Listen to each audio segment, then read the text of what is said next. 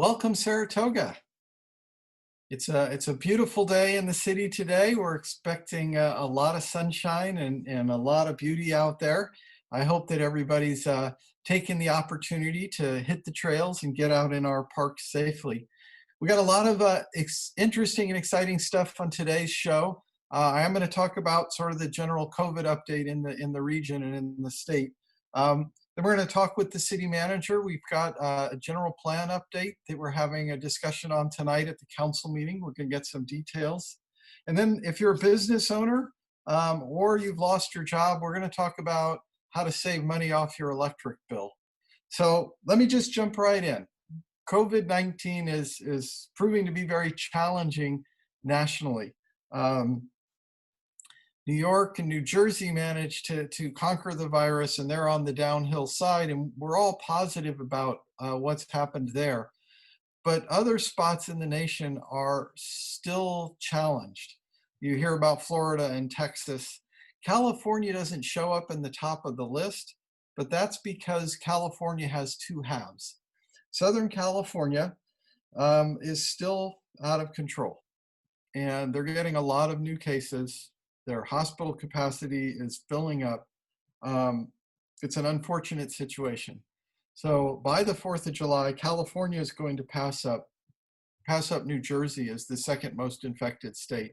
And that's predominantly due to Southern California. Los Angeles County by themselves has 75,000 cases, which if they were a state would make them the 9th state in the United States. They're growing at a rate of 1,300 or 1,500 new cases a day. Their hospitals are 55% filled with COVID patients right now. So there is a challenge in the state, and you're hearing the governor start to talk about it. Locally in Santa Clara County, I want to say we're doing good. I used to say we're doing really good. We had only 28 new cases. And we had no new deaths. But if you look at sort of a 14-day average, say the beginning of June versus the beginning of May, we're seeing on average double the number of deaths per day and double the number of cases per day. We're still one of the lower risk for populated county, but it is turning into a challenge for the Bay Area. We're opening up.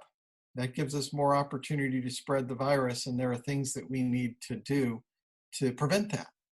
And that's the only way we're going to have anything open, is if we can prevent the spread of the virus while we're still open. So let me show you the county website. Everybody wants to know where I'm getting my data from. And the county has an amazing website. I'll give you the URL in a minute. And they have broken down data on the key indicators they're using to decide how we're going to open up.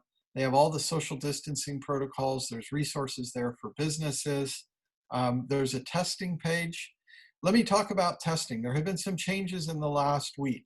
There is a testing task force that includes several of us mayors, 2 of the Board of Supervisors, and the Assistant Health Director. We meet every Saturday, and we talk a lot about testing.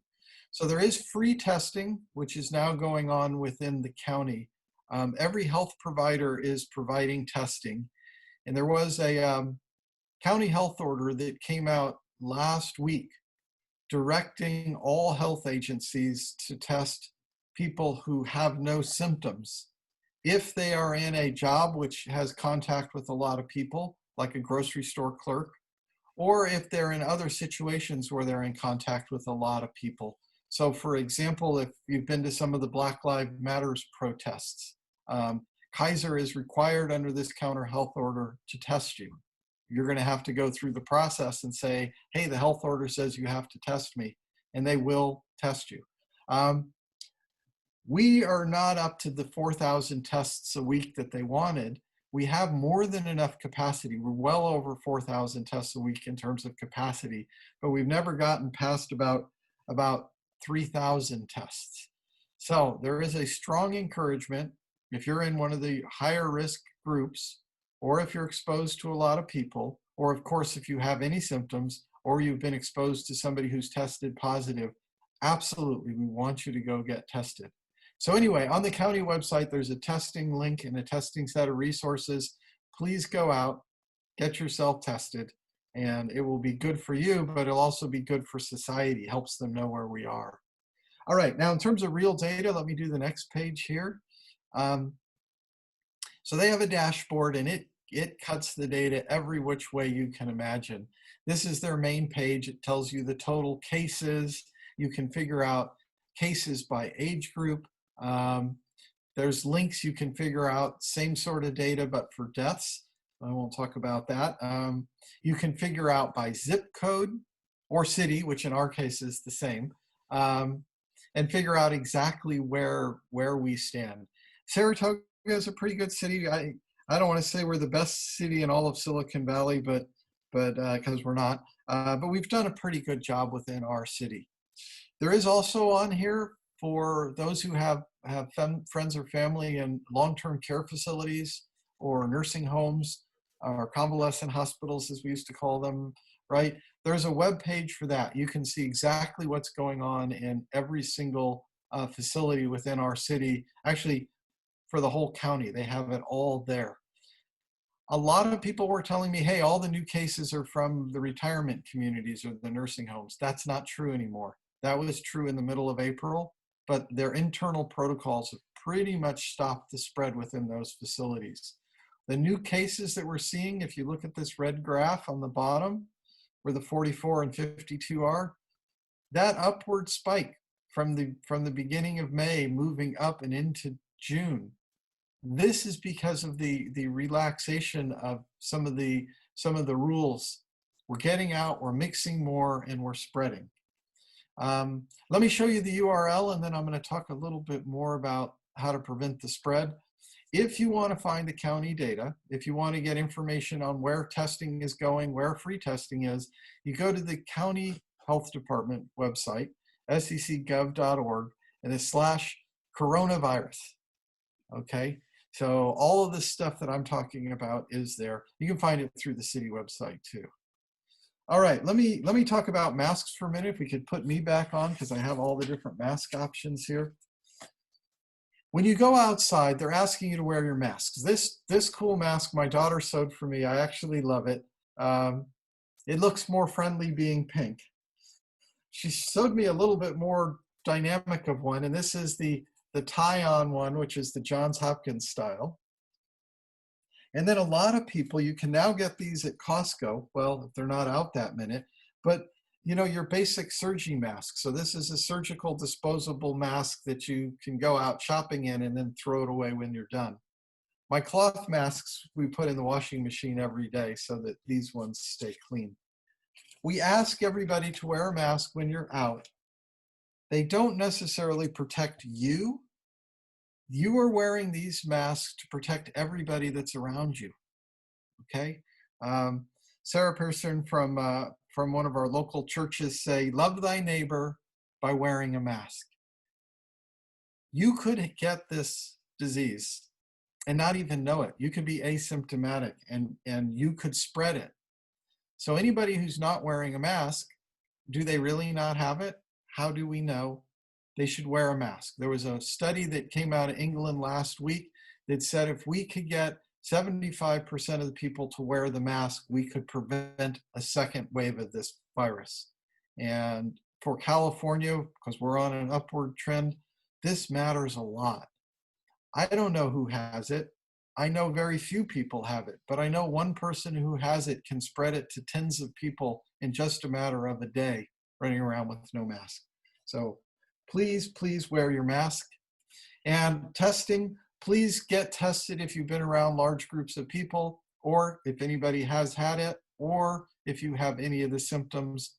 All of the healthcare providers in the Valley have been ordered by the county health department to provide tests for people who meet that criteria. So Kaiser has been a holdout, and they're 40% of the Valley. They're now testing.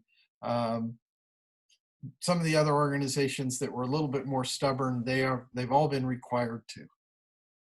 Okay, bottom on COVID, this is in our hands. To the extent that we can keep ourselves safe and not spread this disease, the more we're going to be able to open up and not worry about having a second wave. So let's do our part and stay safe. All right, let me turn to the city for a minute. So here we go. Here's James Lindsay, our city manager. Good morning. And there's a bunch of interesting stuff going on in the city, but let's start with some of the basics that we remind everybody every day. Our city parks and their bathrooms and their parking lots are all open. Yes, they are. Play equipment, no. Nope. But in those parks, recreation programs are going to start to go on. Los Gatos Rec is going to do some programs in our parks. Yes, we are very excited to be able to have that opportunity for the kids here in Saratoga to be able to get outside and participate in some organized programs, all that meet the county guidelines, be able to get out there and you know, work within the play groups, have some structured activities. So we are looking forward to those offerings coming up here in the summer. Yeah, so if you've got kids at home and they're bursting at the seams, the Saratoga Los Gatos Rec Department's running programs. They're outdoor programs, and James mentioned they meet all the guidelines, but there's something there for everyone, even if it's not the same fare of indoor activities. They are going to do some theater stuff outside. They're obviously going to do sports stuff outside. They're going to do art stuff outside. Oh, and speaking of which, Montalvo Art Center also does summer programs, and they have tremendous space. They have 170 acres in the hillside. They're going to be doing outdoor programs for kids too. So if your kids are bored, there are options. Let's talk about the city, James. We can still get permits and everything? Yes, Permit Center is very active.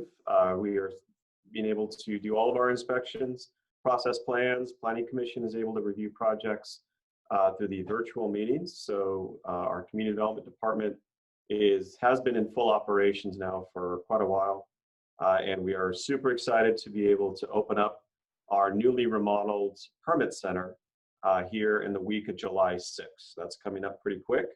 And I'm hopeful that everyone will get to enjoy.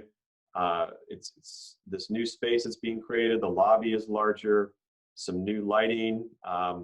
It's kind of, dark before. Now we have a lot more natural lighting and some lighting, and it's a larger space, be able to meet the social distancing requirements. And so we're really excited about that opening coming up here in a matter of weeks.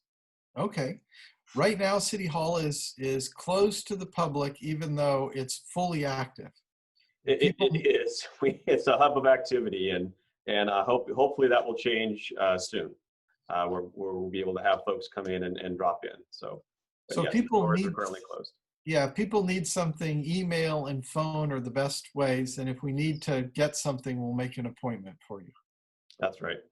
Yeah, okay, good. And then all of the park maintenance and road work, all of those things are full operation. All the crews are back full time, and we're out there, especially on the roads.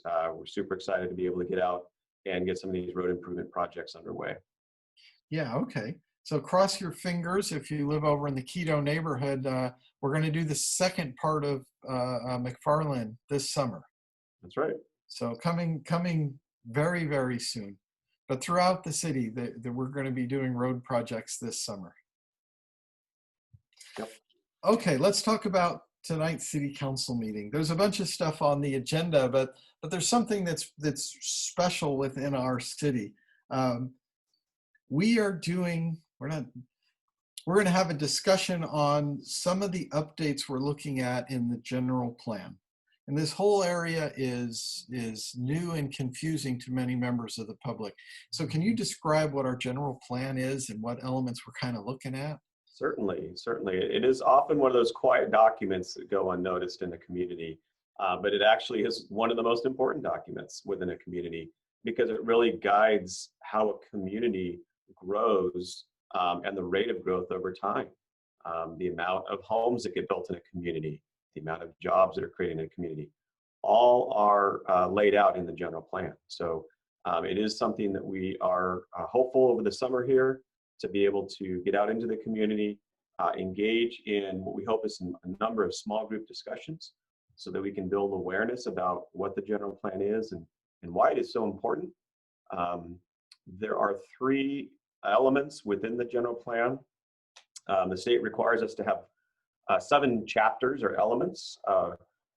The council had funded updates to 3 of those elements, and we've been working on those now for the past couple of years, and that's the land use, which honestly is the most important one in my opinion, because that is the one that lays out the growth of the city. The circulation, which is where our roads go, trails, bikeways, and then parks and open space, laying out what our parks planning looks like in future years and our open space considerations. So three important elements. We're getting ready to have some drafts for the public to look at in this update process. And then one of the other major components that we're incorporating for the first time into the general plan is how does the city of Saratoga address the issues around carbon emissions and greenhouse gas emissions. So I think that's a real important feature to build into these general plans. We're going to be doing an environmental impact report so that we can have a full analysis of what is truly the city's carbon footprint as we build out over time. And so with that will come a climate action plan, which thankfully the city council also funded. And so we will be bringing forward an update for the council on these 2 components tonight. And there's a third piece of this, which I think is as important, and that is the outreach. I touched on it earlier, which is we really need to proactively reach out into the community and make sure that folks in the community understand the importance of these documents and be able to provide feedback and input. Before these documents are adopted by the council, we would really love to hear from the community and provide input on, hey, what do you think? Are there some things here we should be looking at differently? So we are looking forward to that engagement. Yeah, okay, there's a lot to do. Yeah. These don't finish this year. These 3 elements are all going to be finalized at the end of this year or next year. Is that kind of the timeline? Yeah, what we hope to do is do this community outreach here in the coming months, bring back some final drafts for the Planning Commission and the City Council to affirm, and then start the environmental impact report. Okay. And then that will then definitely push us into the next year. Okay. So there were 2 in there that I thought were kind of interesting. One was the land use element. And I would like to get more of an affirmative statement.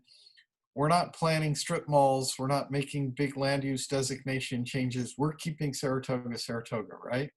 Yeah, in the current drafts, there was no direction that came from the council, the planning commission, and I expect we'll hear that from the community as well. We are not proposing any significant land use changes or any changes to the land use map of where commercial appears in the city, the density of residential. That is a conversation that we will have to have with the community later related to the housing laws that are being passed in Sacramento. But right now in today's housing general plan update, we are not proposing any significant changes to land use at all. Yeah, okay. So people shouldn't worry that we're changing building heights, densities, we're turning, neighborhoods into commercial, or we're not doing multifamily housing. Well, and that's absolutely correct. At the same time, please pay attention. Please engage with us. Please invite us into the neighborhood so we can talk to you about it. It may not be something as scary as converting commercial districts to residential, but there's a lot of other things we would love to talk to you about. So. Oh, absolutely. I didn't want to diminish in any way the importance. People need to know this. People need to be engaged. I just didn't want, with recent experience, I didn't want any fear about what was going on. Thank you. And so that leads me to the other end of the spectrum, which is our climate action plan. Saratoga is one of the few cities probably in the state, but I know in the county, that never developed a climate action plan. Well, we did do a municipal climate action plan. So right. It's not that we didn't do anything, but related to a community-wide climate action plan, you're right. We did get direction and funding last year to be able to undertake this effort. The guest for today from Silicon Valley Clean Energy, Don, I'm sure will help explain some of the things of why we've been able to successfully move forward in this space, so that we can demonstrate to the community how we as a city and a community can, in fact, over time, comply with some of these greenhouse gas reduction targets the state established a few years ago. Yeah, we're pretty lucky in Silicon Valley because we do have Silicon Valley Clean Energy, and that's our guest speaker. And they converted several years ago to essentially carbon-free electricity. And so by doing nothing, we reduced our carbon footprint in the city by 15 or 17%. And we got a break on our PG&E bills by doing it. And the other interesting factor in our city is we have one of the larger percentages of electric vehicles, which is the next area of carbon footprint is in transportation. And so the extent that we've converted to electric vehicles or plug-in hybrids, we've changed the carbon profile there. That's right. And then the last one is residential. And we have made changes within the city. So new houses will have the modern, super efficient heat pump hot water heaters and heat pump heating and cooling systems, which will also run on carbon-free electricity.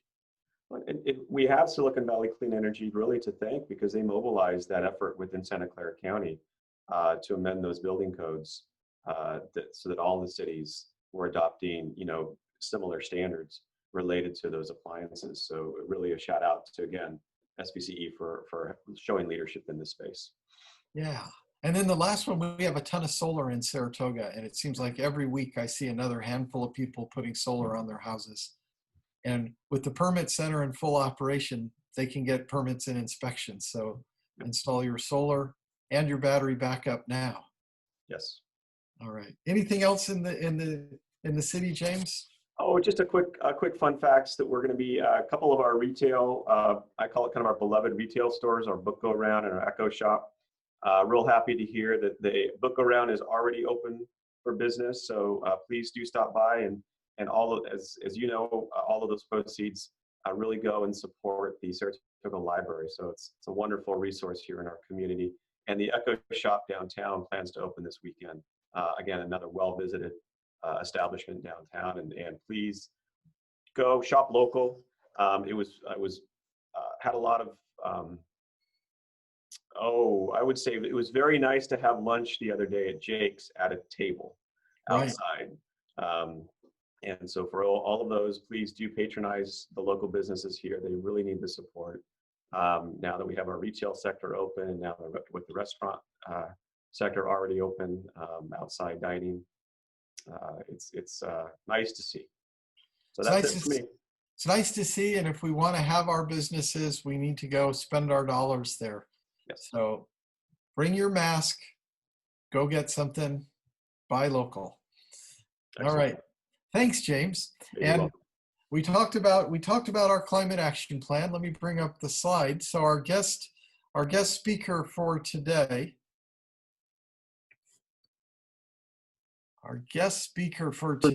is going to be Don Bray from Silicon Valley Clean Energy. Here's their website, svcleanenergy.org.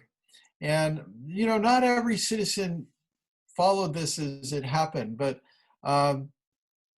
we converted the entire city. Over 95% of citizens and businesses came along. We switched from getting power sourced from PG&E to getting power sourced through Silicon Valley Clean Energy. Silicon Valley Clean Energy is a joint power authority of the cities in Santa Clara County and the unincorporated Santa Clara County, whose mission is to provide clean energy to all the citizens of Saratoga. And with me is Don, and Don has been with Clean Energy as long as I have and knows all of the details. So Don, tell us what's going on at Clean Energy and how things work for Saratoga. All right, good morning, everyone, and thank you for that introduction, Mayor Miller. I'll start just with a few high order facts about SVCE. We were officially officially launched in 2016 and then started serving customers in 2017.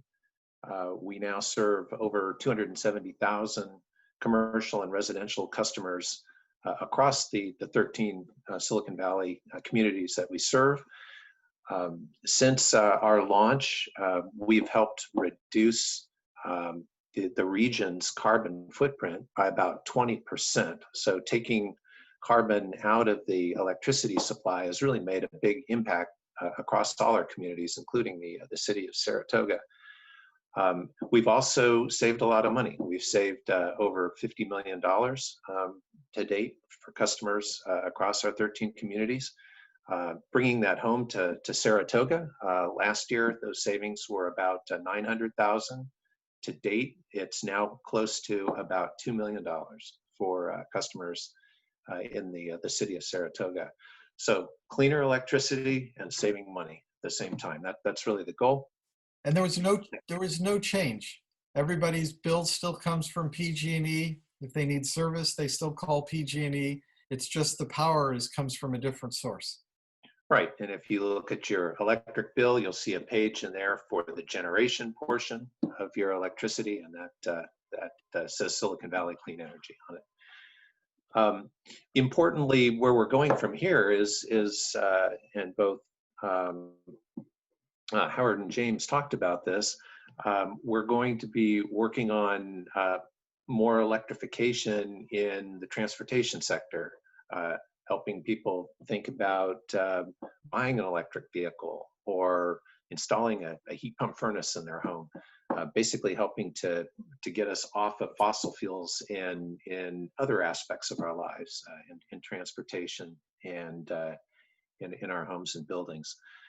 So that's really where Silicon Valley Clean Energy is going. And again, SVCE is really of, by, and for the 13 communities that we serve.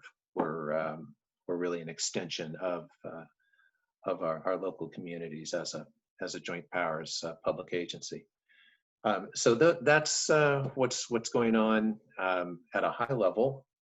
Most recently, of course, we've all been facing the COVID crisis, and the Silicon Valley Clean Energy Board has been really active in putting together a series of programs to help the community deal with this. We have programs now in three general areas. One is direct relief to customers. So we are paying a $100 credit to our CARE and FERA customers, our lower income program customers. We are paying $250 credits to small businesses, to sole proprietors that have been impacted by COVID. We are putting in place a workforce relief program that involves training on all electric equipment and construction for contractors, general contractors, and for tradespeople in electrical, plumbing, and mechanical. And that's going to involve a $500 stipend if you take a course, 5 hours of online training, and you can make $500. And then we're going to be allocating a significant amount of money, about $5 million, to community resiliency, helping our local communities harden critical facilities like public gathering facilities, say in the event of a local emergency or a power outage, and making sure that those facilities can be up and running at all times if the power is out. So collectively, these relief programs are about $10 million in investment. So Don, Silicon Valley Clean Energy, it's a nonprofit quasi-government agency. Nobody's making money off of this electricity. The profits, quote, profits, are being returned to the community through these programs. Yeah, exactly. It's a not-for-profit public agency. The accounting is transparent. Our financials are in full view of the public, and any money that we quote unquote make is devoted to programs that go back to the community for, like we've talked about, electrification efforts and the like. And it's that source of funding that is allowing us to provide these relief programs that I mentioned. The oversight for Silicon Valley Clean Energy is provided by a board of directors, and that's one elected official from each city.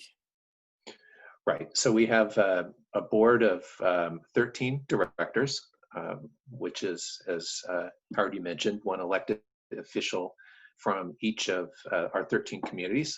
There are also alternates who are, in most cases, also elected officials. And this group's been super active in, of course, guiding what we do day to day and year to year. Mayor Miller, as many of you Saratoga residents may know, is currently serving as our board chair this year. So we've been lucky to work with him in that respect.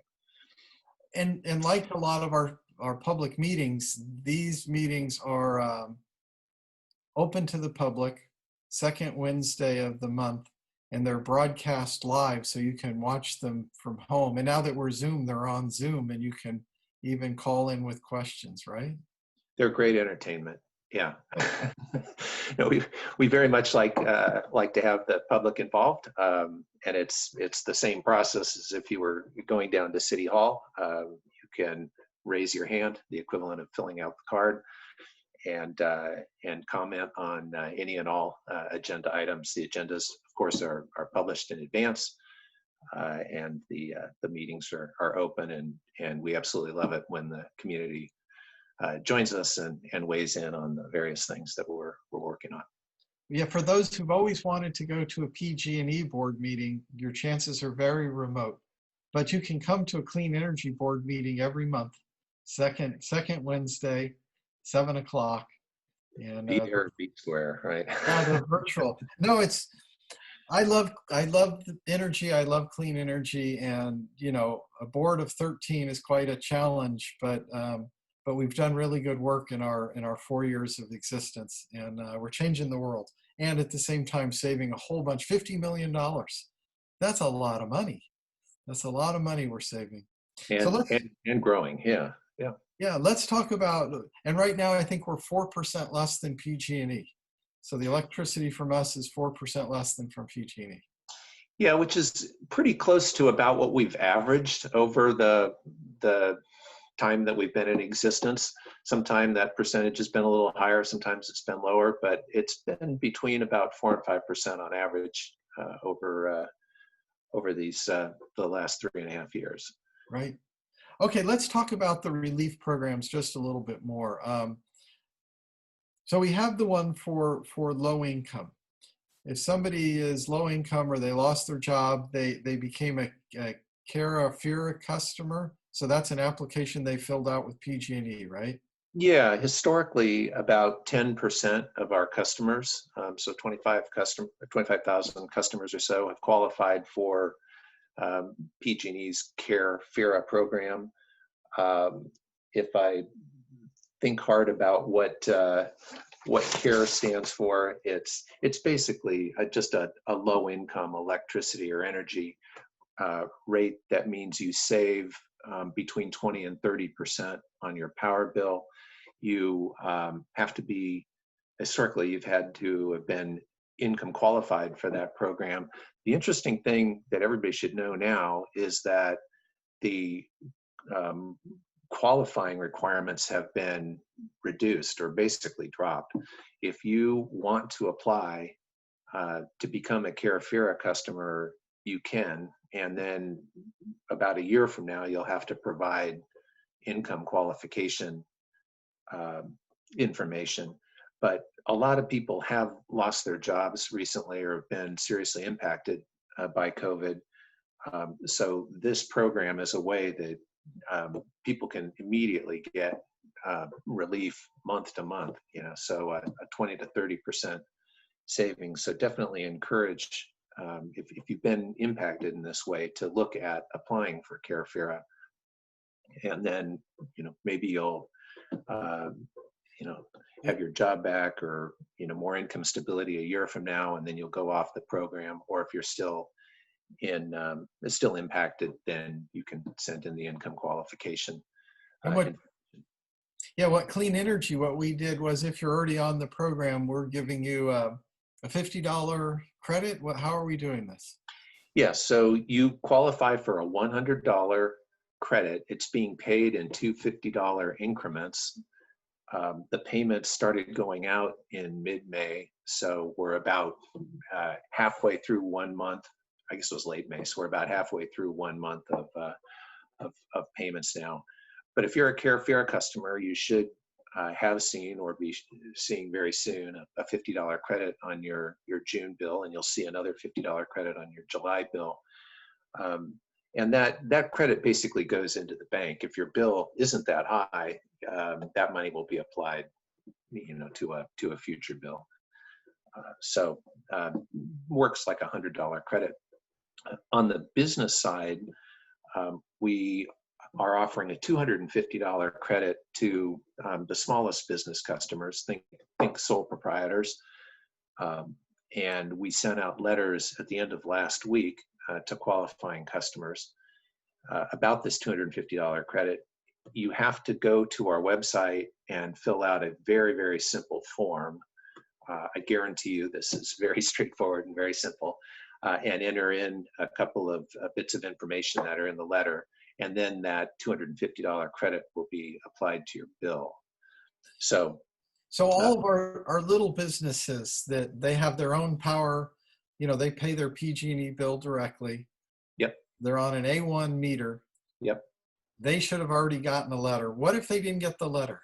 What if they lost it? If you didn't get a letter and you think you should be getting one, again, if you're a small business, a sole proprietor, send an email to info@svcleanenergy.org. So svcleanenergy.org is our website. Send a message to info@svcleanenergy.org, and we'll look into it and see if you qualify, and make sure that we get you the information if you do. Okay, so those letters went out last week.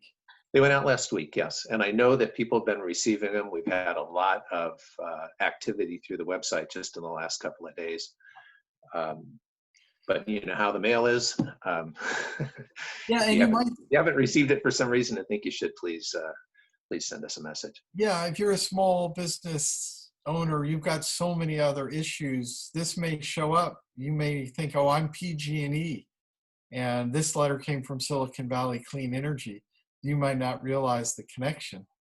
And so I am hopeful. If you're listening, please look for that letter. If you can't find it, info, it's at svcleanenergy.org, and ask, and we'll figure out. Now, this isn't for Safeway. This is targeting true small businesses. So think beauty shops or florists, or if you have a tax accounting business, or you know, the like. So it's those types of customers. If you pay the electricity bill, right, then you should qualify. If you lease your space and your landlord pays the electricity bill, well, they may be the one getting the letter. Okay, excellent. Well, $250 is $250, and if you're a small business, it will help. So I think I think we should end on that high note. Don, is there anything else you want to tell us about Silicon Valley Clean Energy? Well, I will mention briefly the workforce program that's coming up, if I can. So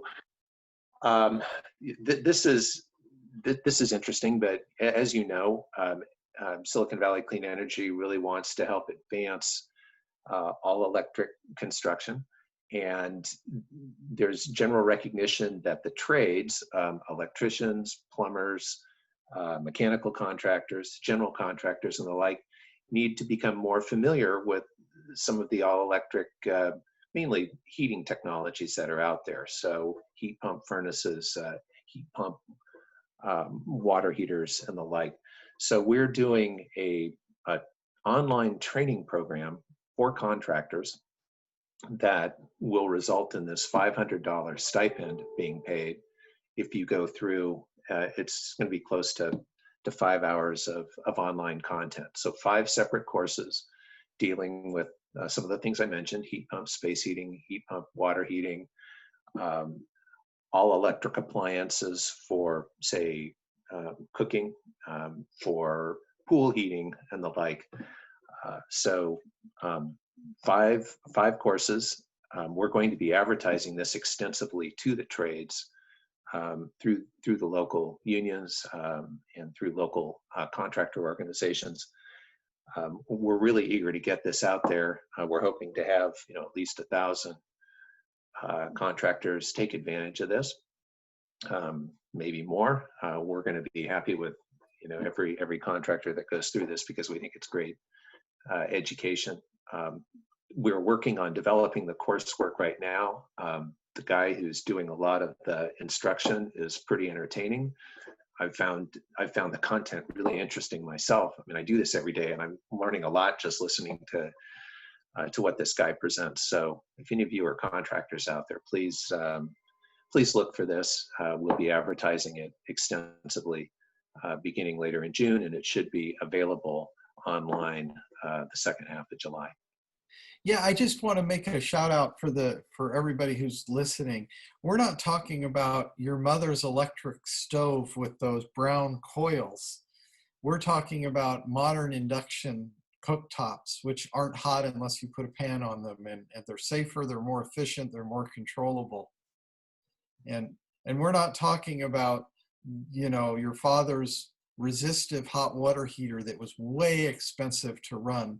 We're talking about the cutting edge heat pump based hot water heaters that produce hot water by extracting it efficiently from the air and the surrounding space. And they still have a large tank. You still have 50 or 80 gallons of water, so it acts like a regular old hot water heater, but it's just more efficient than gas by using electricity, right? Yeah, exactly. I mean, this technology has been around a while, but it's really been perfected recently. It's extremely efficient. A heat pump space heater or furnace, for instance, is also an air conditioner. So it's one device that can do both things for you. It can heat your home or it can cool your home. These have become pretty popular recently in say, new office buildings and that kind of thing, but the technology is really now becoming readily available for consumers. So if you're doing a remodel of your home or building a new home, make sure you look into these new technologies. They're just flat out better, and they're very good for the environment too, because they of course use clean electricity that's coming from the wind and the sun and water versus from fossil fuels. Or a battery at night. That's right. Yeah. And the plan of this program is to help at least train up to a small degree 1,000 contractors in the Valley. That's right. Excellent. All right, let's close back on the business thing, because there's small business in my city that I know could need the 250. Look for their envelope. Look for their envelope. It's a nice official business size envelope from Silicon Valley Clean Energy. It's not a postcard or some other thing that you might toss out. It's a very official looking letter. Open the letter, follow the simple instructions, and get your $250 credit. If you're a small business customer of ours and you haven't received your letter and think that you should have, please send us a message at info@svcleanenergy.org, and we'll look into it for you. But we're really eager to get this support out into the community, and look forward to working with you. Yeah. Well, thank you, Don. Thank you, Silicon Valley Clean Energy, for saving Saratogans a bunch of money and saving the environment at the same time. And thank you for going through the details on the COVID relief programs. $10 million is a lot to be helping the communities. And it will help Saratogans too. So thank you for being with us. Thank you all. Appreciate it. All right, let's put up your website so that if anybody needs more information, Silicon Valley cleanenergy.org is your space. They gave out the email info@svcleanenergy.org as well. But if you've forgotten that stuff, here is their website. Go there. There's a wealth of information.